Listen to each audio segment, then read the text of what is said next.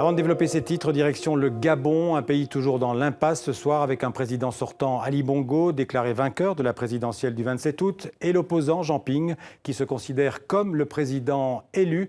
En direct avec nous par téléphone du Gabon, notre envoyé spécial Ilham Taoufiki. Ilham, sur place, pas d'éléments neufs ce dimanche dans le blocage politique entre Ali Bongo et Jean Ping. En revanche, vous l'avez constaté vous-même, les médias indépendants gabonais ne peuvent plus travailler à Libreville. Non, effectivement, nous sommes allés sur le site ce matin de la RTN. C'est une télévision diffusée par satellite et sur Internet. Une télévision tout de même assez proche de l'opposition, il faut le préciser. Et bien là-bas, tout était saccagé. Tout le matériel de diffusion détruit, le plateau, la régie, les voitures incendiées. Et ça s'est passé mercredi dans la nuit. Ils étaient en plein direct pour annoncer les résultats.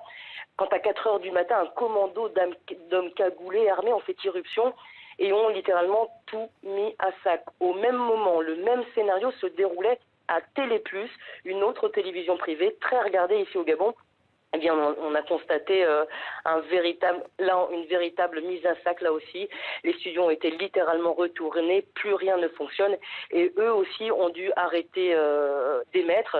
Aujourd'hui au Gabon, seules deux télévisions continuent à émettre sans aucune difficulté, deux télévisions d'État, Gabon 24, une chaîne d'infos en continu, dont les locaux, il faut le préciser, sont basés à la présidence, et Gabon Télévision, une chaîne d'État elle aussi, une chaîne plus généraliste. Aujourd'hui, par exemple, sur les antennes de Gabon 24, on pouvait voir des reportages qui omettaient de parler, bien évidemment, des troubles post-électoraux qui secouent le Gabon depuis mercredi dernier. Merci Ilham Taoufiki en direct de Libreville. Et puis hier, on l'a dit, les 27 opposants retenus au QG de campagne de Jean Ping ont été libérés. Mais de nombreuses familles restent pour l'heure sans nouvelles de leurs proches à Libreville. Le reportage de nos envoyés spéciaux au Gabon, on retrouve Ilham Taoufiki et Clément Aline.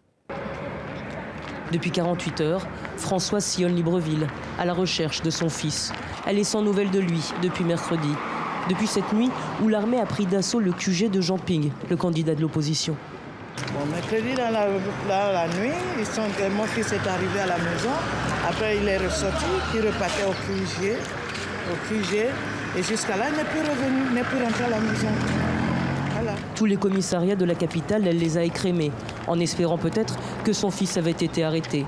En vain. Alors ce samedi, elle se résout au pire, la morgue. 3 corps seraient gardés ici, tous tombés sous les balles. Il y a les noms, non? Juste, oui. Il y a des noms? Oui, on est identifié. Oui. Il y a juste un corps qui n'est pas encore identifié. On peut voir. Quelques minutes d'attente, une éternité. Insupportable. Je ne me sens pas à l'aise. Je ne sais pas si c'est mon fils. Voilà. Non,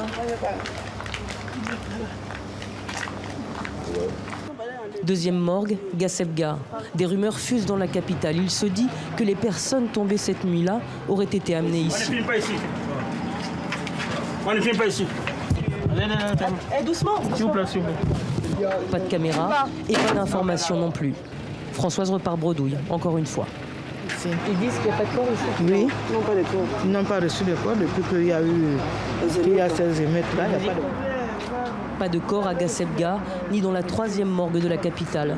Selon le chiffre avancé par le gouvernement, il y aurait eu 3 morts dans l'assaut du QG de Ping ce soir-là. Impossible à vérifier. Sur place, on nous montre les impacts de balles. L'hélicoptère a arrosé depuis le haut. C'est l'hélicoptère, faut me regarder. Ça, ce n'est pas des balles qu'on va dire que quelqu'un avait la main, mais c'était l'hélicoptère. Moi, j'ai vécu ça. À l'intérieur, une mare de sang. L'opposition parle de 17 morts, mais là encore, ce chiffre est à prendre avec des pincettes. À l'heure qu'il est, impossible d'établir un bilan exact. Des questions sans réponse, insoutenables pour Françoise, comme pour tous ceux qui sont sans nouvelles de leurs proches disparus. Qu'est-ce que vous allez faire? On sait tout.